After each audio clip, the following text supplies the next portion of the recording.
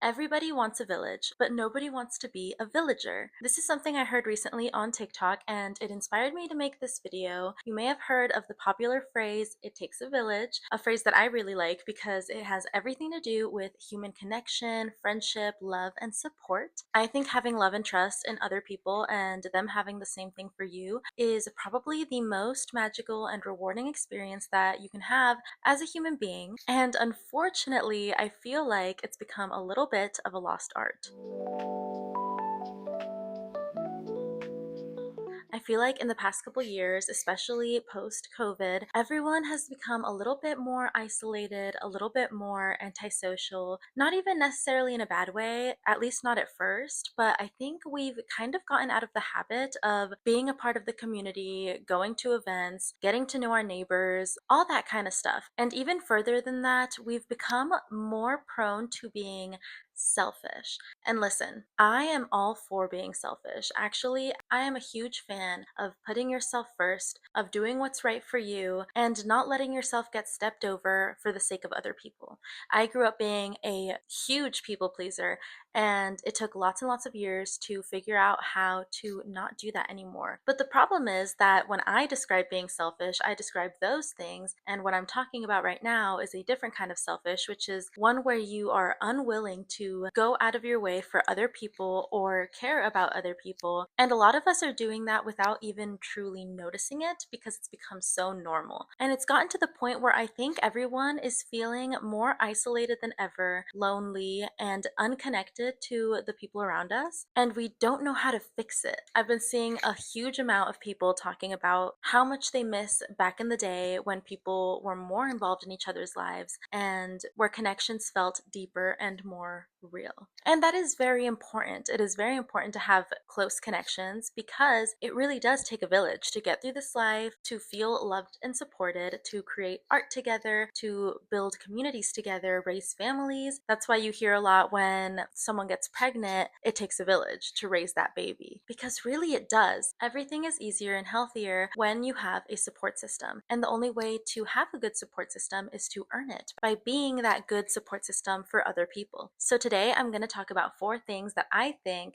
make you a good villager, starting with not being transactional. Stop keeping score. I feel like the easiest way to explain this is by using money as an example. Obviously, you don't want to be taken advantage of. That has happened to me before and it is not fun. That ends friendships and that's not fair. But in general, with the people that I am closest to, like for example, my best friend Kai, we are constantly buying things for each other. So maybe one day I'll buy him a coffee and another day he'll buy me lunch. Obviously, money is pretty tight right now, so we have been paying each other back like cent by cent, but typically we don't overly worry about paying each other back cent by cent because we know that over time it stays pretty evened out. Of course, be very careful because if you notice that your friendship is one-sided in that way, then you can't do this. This has everything to do with trust.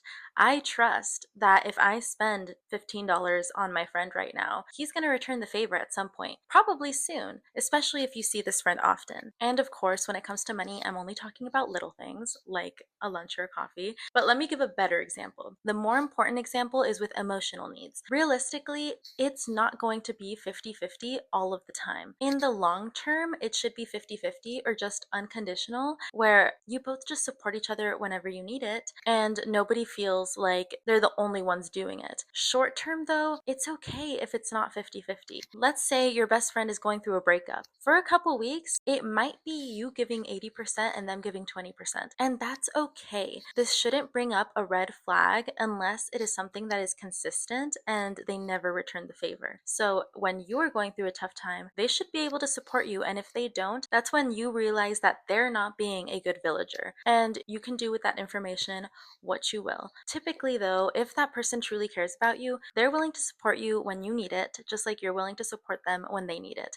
And it doesn't have to be equal all the time. Intuitively and over time, you will be able to tell who is not pulling their weight, but that's not something that you should be deciding on a given moment if your friend has just been having a tough time for a couple days or a couple weeks. In the long term, it's all about willingness to be there for you, wanting to help you, wanting to talk to you, wanting to support you as those tough times come, because they will for both of you. And having people to lean on in those moments is crucial. Be patient and kind with each other. This next one is probably the most obvious and easiest one to do. It's simply putting in some extra effort. This can be the tiniest of things, but they go a very long way. So remembering birthdays, checking in about specific things, like let's say a week ago, your friend told you that they had an interview this week, and you remember that it was today. Check in on them. If it's before the interview, wish them good luck. If it's after the interview, ask them how it went. You don't have to wait for them to come to you and tell you that it went amazing. Of course, regardless, they might text you and let you know how it went, but when you go out of your way to show that you remembered and that you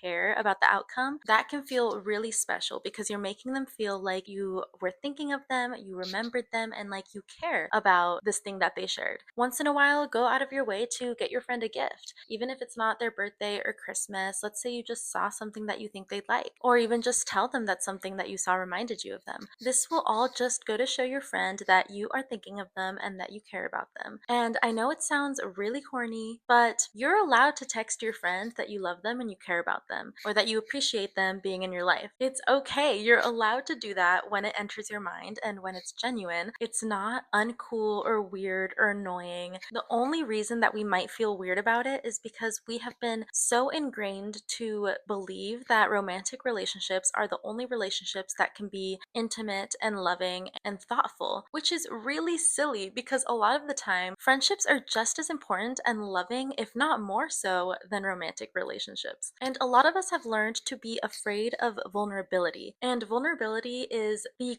key to any relationship, romantic or platonic. When you practice vulnerability, not just with your partner, but with anybody that you trust and care about, it becomes easier to open up and be yourself and depend on people. Not that you need them, but that you can rely on them when you need some extra support. And that is a really nice thing to have. And over time, as you practice vulnerability and you practice being open and just laying your heart on the table, it becomes easier and less scary when it's time to do that with a new person or a new friend. It also becomes a lot less threatening when a relationship in your life is coming to an end, because you know that you are surrounded by love and support, and that the people who are meant to be in your life not only will be there, but are already there, and you're going to be okay. The next thing, and what I think is the most important thing, is being able to take accountability, admitting when you make a mistake. The number one silent killer of relationships is just letting resentment build, not talking about things or clearing things up, not apologizing or changing your behavior. Here's the thing, if your relationship isn't evolving, then it has an expiration date. Nobody stays the same forever, and problems are bound to arise no matter what. So falling into the pattern of ignoring your problems, letting things slide, biting your tongue, and just not communicating when something bothers you, be it because you don't want to cause a problem, because you're scared, because you don't think that your friend's going to be receptive, no matter what the reason is, not confronting that issue is a sure way to make sure that your relationship does not last. Because you're not growing, you're staying stuck. Eventually, that bubble is going to pop, because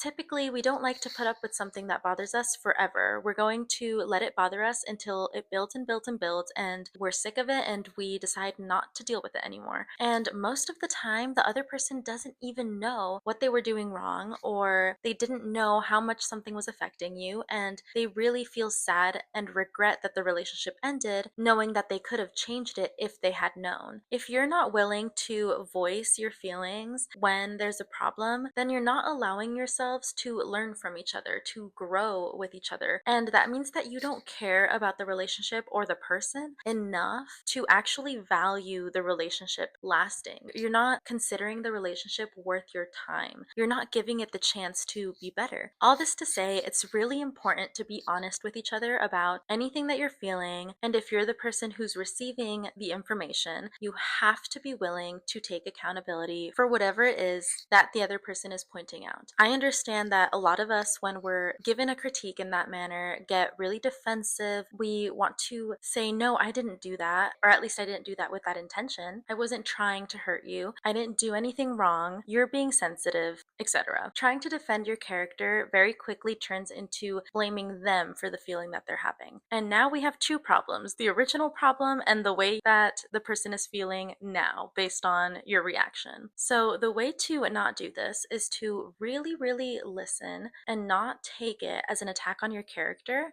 but rather take it as how can we make the situation better? Just like we're told in romantic relationships, when there's an issue, it shouldn't be me against you, it's us against the problem. So if you accidentally triggered your friend, really try to understand why it triggered them, and rather than think, oh, I have to prove that I didn't do anything wrong, think, how can I change what I said or what I did to not accidentally hurt them in the future? Because most of the time it is accidental, it is a misunderstanding. You didn't technically do anything wrong. It's just a matter of meeting each other halfway to make each other feel heard and seen and comfortable. It is a lot more beneficial to put your ego aside and truly care about the person in front of you rather than yourself in that moment, for the sake of making this person feel like you truly care about their feelings. Because at the end of the day, what do you care more about? Them or being right? Keeping this friendship or winning this argument? Because most of the time, apologizing doesn't mean you lost. And you should feel more proud of yourself for caring about your friend, for apologizing and making them feel better, being willing to change and meet them halfway, because that says a lot about your character. That says that you're loving and caring and mature and able to communicate and able to stay rational rather than just being right and them being wrong. Who wins truly in that situation? This kind of goes into my last point, which is all about embracing inconvenience. This is a really hard pill to swallow in today's society, kind of because of what I was talking about earlier, where we've all kind of learned to protect our peace and just do whatever we want and not sacrifice anything for others, which a lot of the time can be good and healthy, but a lot of the time is also just hurting you both in the long run. Thankfully, we're seeing this turn around a little bit. I've been seeing a lot more recently about community and friendship and going out of your way for your friends, because we really, really want to avoid this extreme version of ourselves where we refuse to do anything that doesn't immediately benefit us or that we simply just don't feel like doing. Let's say your friend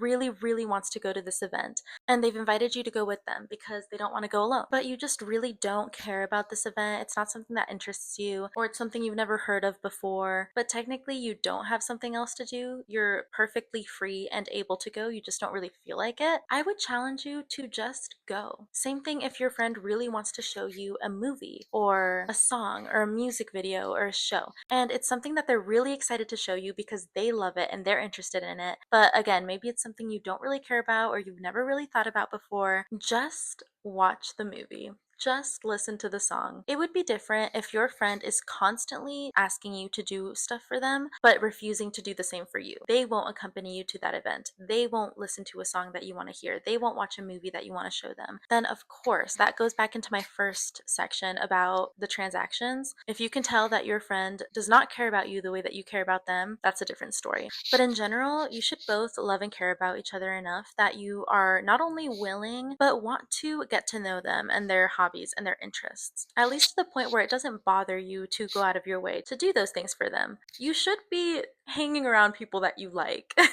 It should go both ways. You should also be including your friend in your world. Let's say your favorite band is in town playing a concert. Invite your friend to the concert. Let them into something that you love. Show them that new hobby you just discovered. Take them to that restaurant that you recently became obsessed with. The best case scenario here is that you guys end up loving each other's interests. Let's say you go to this event with your friend and you end up really interested in what you saw, and now you're going to get into it too, and now you guys can share in that activity. You guys can talk about it together, go to the next event together. It's a great opportunity to bond. And the worst case scenario, you didn't fall in love with this new activity, but guess what? You had quality time with your friend. You spent some time with someone that you cared about, and not only that, you made someone feel seen and cared about. You made someone feel special. And at the end of the day, when it comes to love, that's all that really matters. Okay, those are my 4 tips to be a better villager if you want a village. Hopefully you guys enjoyed. Hopefully any of those tips were helpful for you or just made you think deeper about your relationships and how you want to go about them. Of course, if you have any more suggestions, feel free to comment them down below because I would love to read them, and I'm sure other people would love to read them. Friendship is my absolute favorite topic, so I'm very interested in what you think and what you have to say. Also, happy February. This is is one of my favorite months for this exact reason. I love Valentine's Day. I love everything having to do with love. I love my friends. I love hosting Galentines. I love the hearts. I love the pink. I love the red. It's a wonderful time for me. So I'm very excited and hopefully you guys are too. I can't wait to see you in my next video. Make sure to like and subscribe and make sure you follow me on my other social medias. I am Van Lively everywhere else. I will see you guys in the next video. Bye.